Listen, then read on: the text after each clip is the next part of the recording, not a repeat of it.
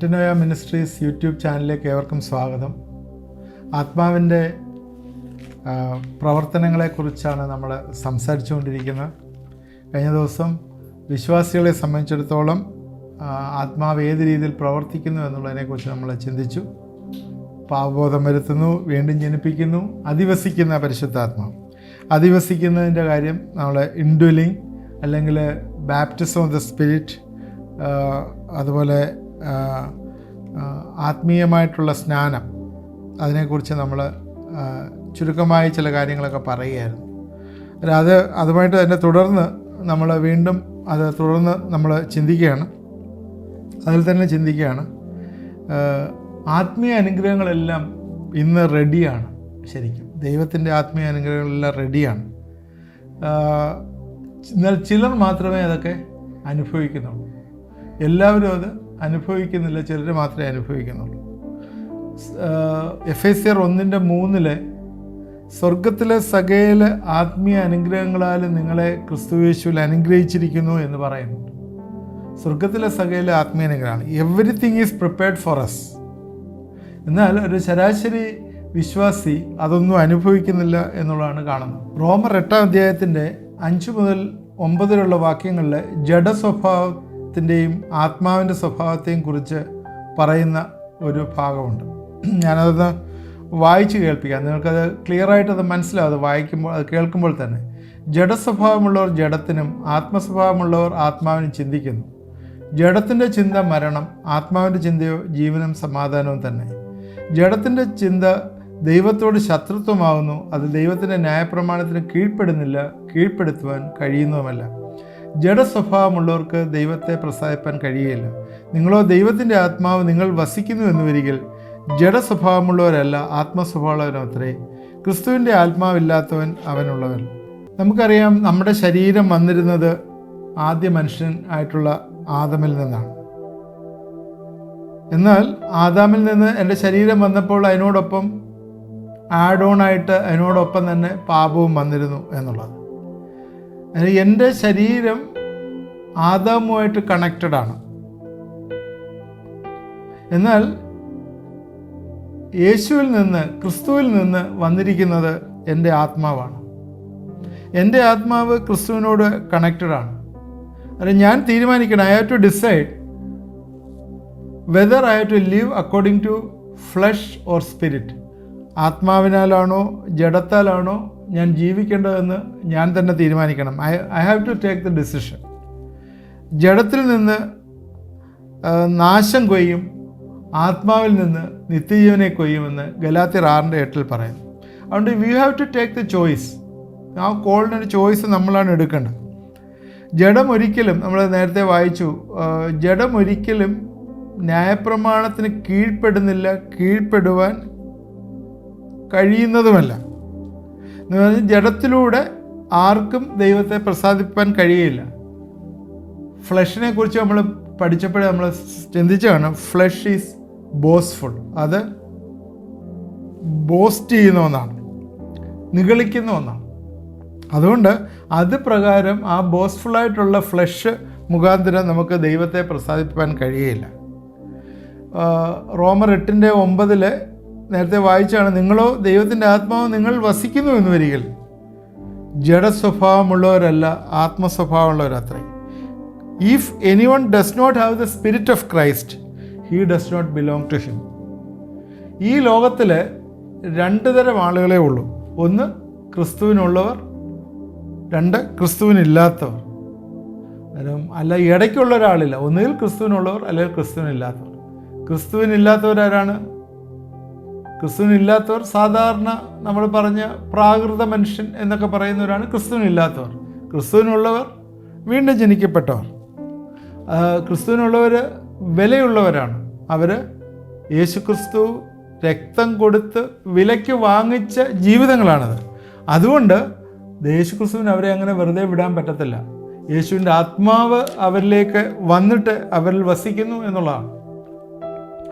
ദൈവത്തിൻ്റെ ആത്മാവ് അവരിൽ വസിക്കാനായിട്ട് ദൈവത്തിന് ഇഷ്ടമുണ്ട്. കാരണം ദൈവം അത് എൻ്റെ മക്കളാകുന്നു എന്നുള്ള ഗ്യാരൻറ്റി ദൈവത്തിൻ്റെ ആത്മാവ് പ്രകാരം നമുക്ക് തന്നിരിക്കുകയാണ്. അതുകൊണ്ട് പരിശുദ്ധാത്മാവ് നമ്മുടെ ഉള്ളിൽ വസിക്കുന്നു എന്ന് നമ്മൾ തിരിച്ചറിയണം. പരിശുദ്ധാത്മ നമ്മുടെ ഉള്ളിലുണ്ടെങ്കിൽ പരിശുദ്ധാത്മാവ് നമ്മുടെ ശരീരത്തെ, നമ്മുടെ ഉള്ളിലിരുന്നു കൊണ്ട് നമ്മുടെ മനസ്സിനെ, നമ്മുടെ ശരീരത്തെയും എല്ലാം റിപ്പയർ നടത്തുന്നു എന്ന് നമ്മൾ മറന്നുപോയി. നമുക്കറിയാം, ശരീരത്തിലൊരു മുറിവ് വന്നുവെങ്കിൽ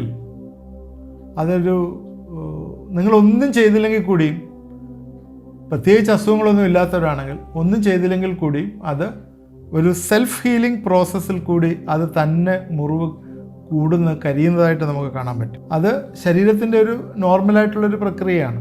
ചെറിയൊരു മുറിവ് വന്നു, അത് ഒന്നും ചെയ്തില്ലെങ്കിൽ തന്നെയും നമ്മൾ സാധാരണ കേസിൽ എന്തെങ്കിലുമൊക്കെ മരുന്നൊക്കെ അപ്ലൈ ചെയ്തേക്കാം. എന്നാൽ ഒന്നും ചെയ്തില്ലെങ്കിൽ കൂടി പണ്ടൊക്കെ ആണെങ്കിൽ പച്ചിലയൊക്കെ പിഴിഞ്ഞൊഴിക്കുകയൊക്കെ ചെയ്യുന്ന പ്രകൃതങ്ങളുണ്ടായിരുന്നു, മരുന്നുകളൊക്കെ വരുന്നതിന് മുമ്പ് ഗ്രാമങ്ങളിലൊക്കെ ചെയ്തുകൊണ്ടിരിക്കുന്നത്. എന്നാൽ തന്നെ അത് ഹീൽ ചെയ്ത് മാറും. അതുപോലെ യേശുക്രിസ്തുവിൻ്റെ ആത്മാവ് നമ്മുടെ ഹൃദയങ്ങളെയൊക്കെ, മൈൻഡിനെയും ബോഡിയെയും എല്ലാം ഹീൽ ചെയ്യുന്ന ഒന്നാണ്. അതുകൊണ്ടാണ് റോമർ 8:11 എഴുതിയിരിക്കുന്നത്, ഉയർപ്പിച്ചവൻ്റെ ആത്മാവ് നിങ്ങൾ വസിക്കുന്നുവെങ്കിൽ ക്രിസ്തു യേശുവിനെ മരണത്തിൽ നിന്ന് ഉയർപ്പിച്ചവൻ നിങ്ങൾ വസിക്കുന്ന തൻ്റെ ആത്മാവിനെ കൊണ്ട് നിങ്ങളുടെ മർത്യ ശരീരങ്ങളെ ജീവിപ്പിക്കും. നമ്മുടെ ആത്മാവിനെയും നമ്മുടെ മനസ്സിനെയും നമ്മുടെ ശരീരത്തെയും പുതുതാക്കി തീർക്കുകയും അല്ലെങ്കിൽ ഹീൽ ചെയ്യുകയും ചെയ്യുന്ന റിപ്പയർ വർക്ക് ചെയ്യാനായിട്ടും ഈ പരിശുദ്ധാത്മാവ്, നമ്മളുടെ വസിക്കുന്ന പരിശുദ്ധാത്മാവ് നമുക്ക് സാധ്യമാക്കി തരും എന്നുള്ളതാണ്. അപ്പോൾ ഈ പരിശുദ്ധാത്മാവ് ഒരു പ്രധാനപ്പെട്ട ഒരു ഘടകമാണ് ഒരു ക്രിസ്തീയ ജീവിതത്തിലെ നമ്മളെ കർത്താവിലേക്ക്, അവൻ്റെ ആ ലൈക്ക്നെസ്സിലേക്ക് നയിക്കുന്ന ഒരു ഘടകമാണ്. നേരത്തെ പറഞ്ഞ 2-3 പോയിൻറ്റ്സ് അതിനകത്ത് ഞാൻ പറഞ്ഞല്ലോ. പാപത്തെക്കുറിച്ചൊരു കൺവിക്ഷൻ നമുക്ക് തരും.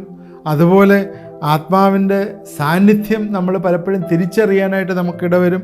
അതുമാത്രമല്ല, അത് പെർമനൻ്റായിട്ട് നമ്മുടെ ഉള്ളിൽ നിന്നുകൊണ്ട് നിങ്ങൾ ദൈവത്തിൻ്റെ മകനാകുന്നു എന്ന് നിങ്ങളോട് പറഞ്ഞുകൊണ്ടിരിക്കും. ഇതെല്ലാം എന്തുകൊണ്ടാണ്?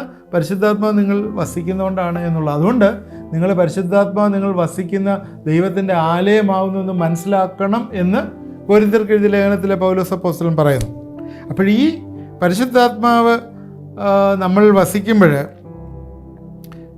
നമ്മൾ സത്യത്തിൽ അല്ലെങ്കിൽ പാപത്തിൻ്റെ ബോധത്തിൽ, നീതിയിൽ ഈ പരിശുദ്ധാത്മാവ് നടത്തും. അത് നേരത്തെ പറഞ്ഞ പോലെ ഇൻഡ്വെല്ലിങ്ങിനകത്ത് അല്ലെങ്കിൽ വാസത്തിനകത്ത് ഒരിക്കൽ മാത്രം സംഭവിക്കുന്നു. അത് വിശ്വാസിയെ ക്രിസ്തുവിൻ്റെ ശരീരത്തിൻ്റെ അംഗമാക്കി തീർക്കുകയാണ്. അത് വിശ്വാസിയെ അവൻ്റെ പാപ സ്വഭാവത്തോട് ഉള്ള ബന്ധത്തിൽ ക്രിസ്തുവിൻ്റെ മരണത്തോട് ഏകീഭവിപ്പിക്കുന്നു. നേരത്തെ നമ്മൾ വായിച്ച ഭാഗങ്ങളിൽ കാണുന്നുണ്ട്. റോമർക്ക് എഴുതിയ ലേഖനം 6-ാം അധ്യായത്തിലും കാണുന്നുണ്ട്. ആ വിശ്വാസിയെ കർത്താവിൻ്റെ ആത്മാവ് അവൻ്റെ മരണത്തോട് ഏകീഭവിച്ച് അതുപോലെ അവൻ്റെ പുനരുത്ഥാനത്തിൻ്റെ ശക്തിയിൽ ജീവിപ്പാനായി നമ്മളെ സഹായിക്കുന്നു എന്നുള്ളതാണ്. ഇനിയും ബൈബിളിലുള്ള 1-2 എക്സാമ്പിൾസ് ഞാൻ പറയുന്നുണ്ട്. രക്ഷിക്കപ്പെട്ട സമയത്ത് പരിശുദ്ധാത്മാവ് വരാത്ത 1-2 എക്സാമ്പിൾസ് പറയുന്നുണ്ട്. അതിനെക്കുറിച്ച് ഞാൻ സംസാരിക്കാം. അതിനു മുമ്പ് വിവിധ കൂട്ടങ്ങൾ അല്ലെങ്കിൽ വിവിധ സഭകൾ പല രീതിയിൽ ഇതിനെ വിശ്വസിക്കുന്നുണ്ട്. പ്രിസ്ബിറ്റേറിയനിസം അല്ലെങ്കിൽ അങ്ങനെയൊക്കെയുള്ള ഓൾഡ് ഏജ് ജനറൽ ചർച്ച്, അവരൊക്കെ അൾട്രാ ഡിസ്പെൻസേഷണലിസം, അവരെ വിശ്വസിക്കുന്നത് ബാപ്റ്റിസം ഓഫ് സ്പിരിറ്റിനകത്ത് എല്ലാ കാര്യങ്ങളും അടങ്ങിയിരിക്കുന്നു. അതിനകത്ത് എല്ലാമായി വിശ്വാസികളെ സംബന്ധിച്ചിടത്തോളം അതോടുകൂടി എല്ലാം തീർന്നു എന്നുള്ള രീതിയിൽ അവരെ വിശ്വസിക്കുന്നു. എന്നാൽ ന്യൂ പെന്തക്കോസ്റ്റലിസം അവർ വിശ്വസിക്കുന്നത് സ്പിരിച്വൽ ബാപ്റ്റിസം തന്നെ 2 രീതിയിലാണ് എന്നാണ് വിശ്വസിക്കുന്നത്. ഒന്ന്, കർത്താവിനെ അറിയുന്ന സമയത്ത് നിങ്ങൾ ആത്മാവിൽ ഉള്ള സ്നാനം നിങ്ങളുടെ ദേഹത്ത് നടക്കും എന്ന് പറഞ്ഞാൽ നിങ്ങളുടെ ആത്മാവ് കർത്താവിൻ്റെ ആത്മാവുമായി ഏകമായിട്ട് ചേരും എന്ന് വെച്ചാൽ that's A indwelling or spiritual baptism ആ സമയത്ത് നടക്കുന്നുണ്ട്. എന്നാൽ രണ്ടാമതൊരിക്കൽ കൂടി ഉള്ള കാര്യമുണ്ട്, അത് ശക്തിക്ക് വേണ്ടിയാണ്. അത് വീണ്ടും അതിനൊരു അഭിഷേകം പിന്നീട് വരുന്നു എന്നും വിശ്വസിക്കുന്നുണ്ട്. ഈ പവറിനെക്കുറിച്ച്, യേശുക്രിസ്തു പരിശുദ്ധാത്മാവിൻ്റെ ശക്തിയെക്കുറിച്ച് നമ്മൾ എങ്ങനെയാണ് അതിൽ നിറയേണ്ടതെന്നുള്ളതിനെക്കുറിച്ച് പറയുമ്പോൾ ഞാൻ അതിനെക്കുറിച്ച് കൂടുതലായിട്ട് പറയാം. ബൈബിളിലെ 2 ഭാഗങ്ങളിലെ രക്ഷയ്ക്ക് ശേഷം പരിശുദ്ധാത്മാവ് വന്നതായി കാണുന്നുണ്ട്. അത് നമുക്ക് ചില കൺഫ്യൂഷൻസ് ഉണ്ടാകും. പ്രത്യേകിച്ച് ഇത് ആദ്യം പറയണ്ട എന്ന് വിചാരിച്ചു. എന്നാൽ അത് നമ്മളൊന്ന് മനസ്സിലാക്കിയിരിക്കുന്നത് നല്ലതാണ്. അന്നേരം ചില ആളുകളത് കഴിഞ്ഞ ദിവസം ഒരാളുമായിട്ട് സംസാരിച്ചപ്പോൾ എന്നോട് പറഞ്ഞു, ഇതൊന്ന് ക്ലാരിഫൈ ചെയ്യുന്നത് നല്ലതാണ് എന്ന് പറഞ്ഞു. അതുകൊണ്ട് അതൊന്ന് പറയണം എന്ന് വിചാരിക്കുകയാണ്. അപ്പോസ്തല പ്രവൃത്തി 8-ാം അധ്യായത്തിൻ്റെ 5 മുതൽ 17 വരെയുള്ള വാക്യങ്ങളിലെ ഫിലിപ്പോസ് ശമരിയ പട്ടണത്തിൽ ചെന്ന് ക്രിസ്തുവിനെ പ്രസംഗിച്ചു. എന്നാൽ ഫിലിപ്പോസ് ചെയ്ത അടയാളങ്ങളും അത്ഭുതങ്ങളും കാണുകയില്ല. അവർ യേശുവിനെ കൈക്കൊണ്ട് അശുദ്ധാത്മാക്കൾ ബാധിച്ച പലരും ഉറക്ക നിലവിളിച്ചുകൊണ്ട് പുറപ്പെട്ടു. അനേകം പക്ഷപാതക്കാരും മുടന്തരും സൗഖ്യം പ്രാപിച്ചു. ആ പട്ടണത്തിൽ വളരെ സന്തോഷമുണ്ടായി എന്ന് നമ്മൾ കാണുന്നു. എന്നാൽ ദൈവരാജ്യത്തെയും യേശുക്രിസ്തുവിൻ്റെ നാമത്തെയും കുറിച്ചുള്ള സുവിശേഷം അറിയിക്കുന്ന ഫിലിപ്പോസിനെ അവർ വിശ്വസിച്ചപ്പോൾ പുരുഷന്മാരും സ്ത്രീകളും സ്നാനമേറ്റു. ശീമോൻ താനും വിശ്വസിച്ച് സ്നാനമേറ്റ് ഫിലിപ്പോസിനോട് ചേർന്ന് വലിയ പ്രവൃത്തികളും അടയാളങ്ങളും നടക്കുന്നതുകൊണ്ട് ഭ്രമിച്ചു. അനന്തരം യെരുശലേമിലുള്ള അപ്പോസ്തലന്മാർ ശമരിയർ ദൈവവചനം കൈക്കൊണ്ട് എന്ന് കേട്ട് പത്രോസിനെയും യോഹന്നാനെയും അവരുടെ അടുക്കൽ അയച്ചു. അവർ ചെന്ന് അവർക്ക് പരിശുദ്ധാത്മാവ് ലഭിക്കേണ്ടതിനായി അവർക്കായി പ്രാർത്ഥിച്ചു. അന്ന് വരെ അവരിൽ ആരുടെ മേലും ആത്മാവ് വന്നിരുന്നില്ല. അവർ കർത്താവായ യേശുവിൻ്റെ നാമത്തിൽ സ്നാനമേറ്റിരുന്നേ ഉള്ളൂ.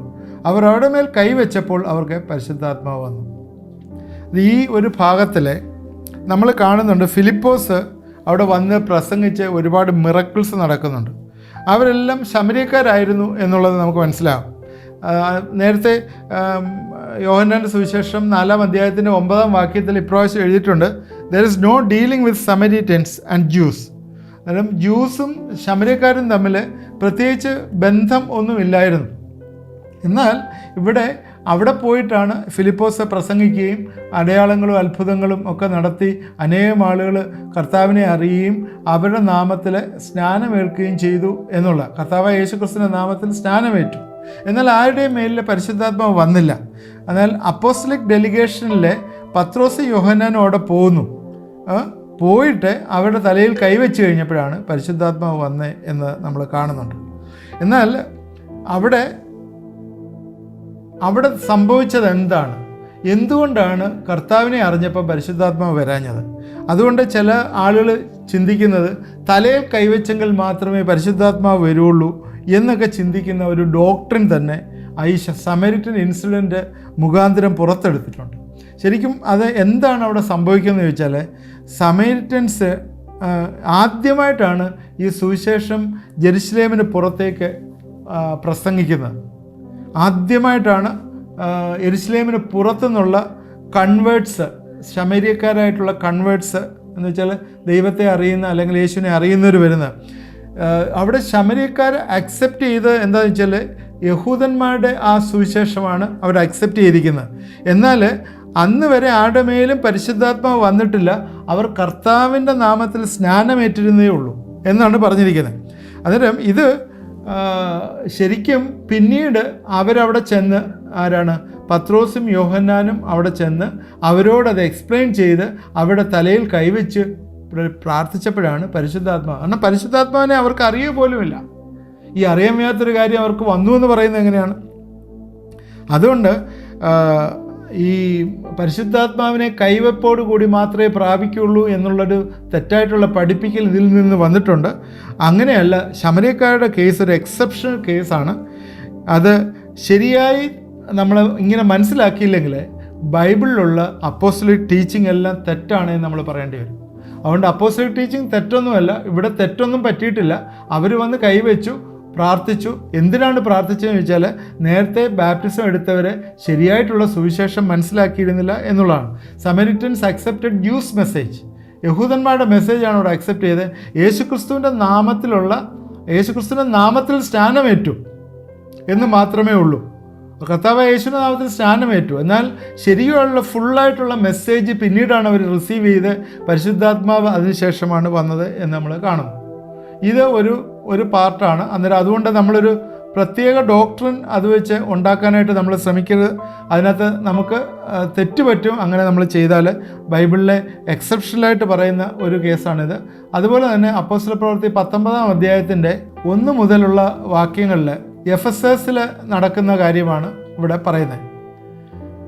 അപ്പല്ലോസ് കോരിന്തിലിരിക്കുമ്പോൾ പൗലോസ് ഉൾപ്രദേശങ്ങൾ കൂടി സഞ്ചരിച്ച് എഫെസോസിലെത്തി ചില ശിഷ്യന്മാരെ കണ്ടു.